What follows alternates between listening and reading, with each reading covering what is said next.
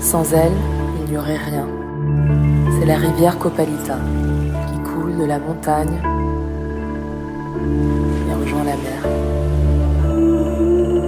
Ces gens ont décidé d'agir de leurs propres mains pour reboiser leur forêt, un arbre à la fois. Au Mexique, dans la région de Oaxaca, la culture intensive du maïs et l'exploitation de bois ont mené à la déforestation d'un des endroits les plus riches du monde en termes de biodiversité. Depuis maintenant 15 ans, le WWF agit pour le reboisement du bassin versant Copalita, Zimatan, Huatulco, aide les populations locales à planter des arbres et à imaginer des formes nouvelles d'agriculture. Aujourd'hui, partons en immersion au cœur des forêts mexicaines, le long de la rivière Copalita, à travers les plants de café et les lianes de vanille, guidés par Daniel Valori, chargé des programmes forêt pour le WWF France. L'effet panda en bref, un podcast WWF. Alors, au Mexique, la région de Oaxaca, en fait, c'est le sud-ouest du Mexique, ça donne sur la côte pacifique. Daniel Valori, chargé du programme forêt pour le WWF en France. Le lieu où on travaille, en fait, c'est entre les hautes montagnes et l'océan Pacifique. Donc, on a tout un bassin versant qui va de plus de 3000 mètres d'altitude jusqu'au littoral, en fait. Un bassin versant est un territoire dans lequel toutes les eaux vont finir au même endroit. Sur ce bassin versant, appelé Copalita, Zimatan, Huatulco, c'est la rivière Copalita qui draine toutes les eaux des montagnes environnantes pour venir se jeter dans le Pacifique. Quand on dégrade les forêts des bassins versants, à 2500 mètres d'altitude ou à une centaine de kilomètres du rivage, on intègre à la rivière des sédiments ou autres particules qui dégradent l'environnement marin. Quand on dégrade le bassin versant, on crée une érosion des sols qui dérègle tout le système de la rivière. Et ce bassin versant, il a justement, comme c'est très étagé, en fait, il a différents types de végétation. Depuis la partie tropicale sèche, avec une biodiversité très tropicale en fait au pied, au bord du Pacifique. Et puis après, plus au fur et à mesure où on monte, on retrouve des zones qui sont plus agricoles déjà, où on a de la forêt plus humide, plus grande déjà, et où les populations en fait développent notamment différentes cultures, dont la culture du maïs qui nous pose souci. Puis quand on est dans la haute partie du bassin versant, on est dans de la forêt qui a été très exploitée, et donc c'est là aussi où on intervient en reboisant notamment, en replantant, en essayant de restaurer la forêt. 2 grands champs d'action alors pour restaurer la forêt. Reboiser les parties hautes du bassin versant et transformer l'agriculture traditionnelle des parties intermédiaires. En effet, les populations locales cultivaient habituellement le maïs, qui nécessite que l'on brûle les terrains, que l'on déboise et que l'on change de parcelle tous les 3 à 4 ans. Il y a 15 ans, le WWF France, rejoint il y a quelques années par la marque de cosmétiques Caudalie, s'est mobilisé pour reboiser et assainir le bassin versant de la rivière Copalita. Ignacio González, chef et initiateur du projet pour le WWF depuis 15 ans. Nosotros y nuestra razón de ser tiene que ver con la biodiversidad del planeta y desde luego de México. Notre travail se base sur la biodiversité de la planète et du Mexique, qui est l'un des pays les plus diversifiés du monde. Nous proposons avec le WWF France et Caudalie un projet de reboisement avec des espèces locales.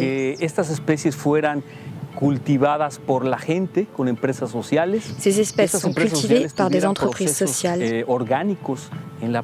avec des méthodes de production biologique et une bonne gestion de l'eau.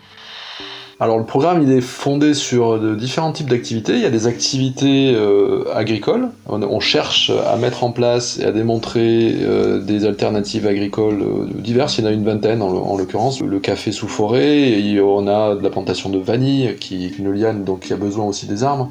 Enfin, c'est cette variété-là de café qu'on utilise là dans ce paysage, effectivement, est un café qui pousse très bien sous ombrage, dont la qualité va être très bonne sous ombrage. Donc on n'a pas besoin effectivement de déboiser totalement, on va maintenir les arbres, on va même en replanter, on replante des arbres spécifiquement à certains endroits en fait en même temps que le café, pour enrichir et maintenir un couvert.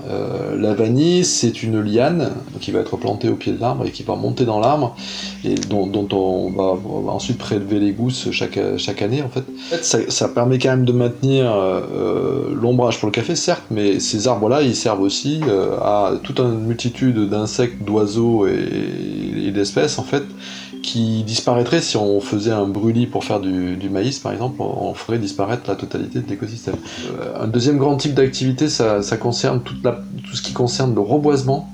Dans les 3 zones, en fait, que ce soit la zone intermédiaire où on va planter des arbres pour couvrir en fait le sol et protéger, faire de l'ombrage au café, ou que ce soit dans la partie basse où on va essayer de planter des espèces de la forêt tropicale sèche, ou que ce soit en altitude où on va plutôt planter des chênes et des pins. En fait, dans ces 3 zones, on avait besoin de produire des plants. Donc on a travaillé sur la connaissance de ces espèces, sur le développement de pépinières dans lesquelles on produit des plants aujourd'hui. Et ensuite, ces plants, il y a toute une activité de plantation, donc on les donne soit à des écoles, soit des paysans en fait, qui eux vont les planter sur leur terrain.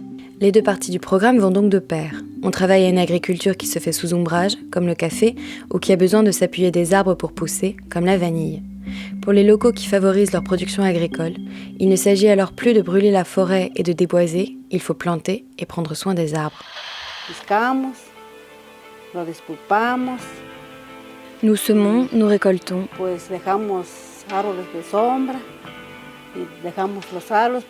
Nous prenons soin de l'ombre que procurent les arbres pour protéger la forêt.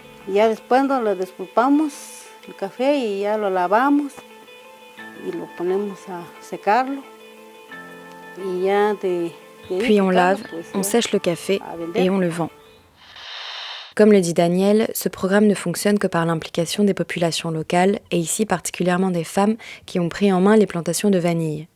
En plus de la dimension écologique, le projet revêt donc une dimension sociale, où les nouvelles plantations de vanille et de café abîment moins les sols et produisent mieux, apportant du travail dans le bassin versant qui était autrefois déserté par les jeunes. Moi, ce qui m'a marqué là, sur ce projet-là en particulier, c'est vraiment le dynamisme en fait, qui est venu à la fois de cette jeune génération de jeunes issus de ces villages-là, qui sont partis se former à Mexico pour la plupart, en formation agricole notamment, ils sont revenus se réinstaller, ce qui n'était pas du tout gagné en fait, et on voit très bien leur motivation pour le développement vraiment de leur territoire et des villages dans lesquels ils sont nés. On est au bout de 15 ans, progressivement en capacité de se dire on va pouvoir se retirer de ce projet-là et on va laisser des associations qui se sont montées, y compris les filières agricoles qui se sont montées, fonctionner toutes seules et ça se maintiendra. Quand les associations peuvent se désengager, c'est le signe que le projet est durable, tiendra dans le temps grâce à l'implication des populations locales.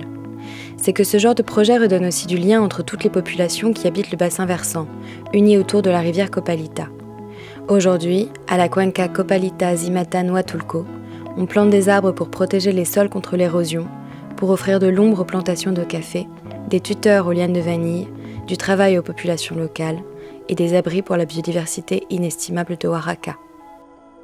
C'était L'Effet Panda en bref, un podcast WWF, produit par Leozer Studio, réalisé par Chloé Vibo, avec une composition originale de Louis Martinez et Nicolas Politzer.